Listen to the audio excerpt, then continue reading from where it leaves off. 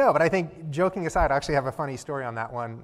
When I agreed to come on board with LA28, it was about 2 months before I actually started, but I said, hey, can you get me a bunch of materials so I can learn? And I probably had 2 or 3 binders this thick with everything, and there were some sales pitches in there to help me learn what do we do. And one of the first things I looked at was a draft pitch for Starbucks. And I remember looking at it being like, holy smokes, like I can't imagine a better partnership and anything that aligns more. And so I was at one of our initial meetings, and their CMO was there, their CEO Brian Nickel were there, and we went through talking about, really, NBC does a great job talking about the delivery and what they can do, but talking about some of our activation ideas, knowing that they will have a lot more.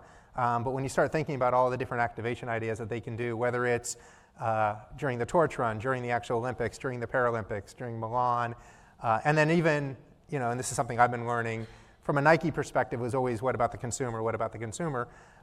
There's a lot of our partners now where the consumer is really important, but for a lot of them it's business to business might be their first priority, or the employee experience. And I know with Starbucks, for example, some of the things they could do around their baristas, imagine a barista getting to work in the athlete village. I mean, that's a chance of a lifetime, or a barista carrying a torch, or the torch stopping by some of their things. So I think it was fascinating to see how many ideas they have about activating for consumers around Team USA and the kind of passion for Team USA, and then the LA Olympics, from things they can actually sell to marketing materials. But then when you think about, they really dove in early on about how this could be an amazing experience for their baristas and something to really drive pride and those lifetime experiences.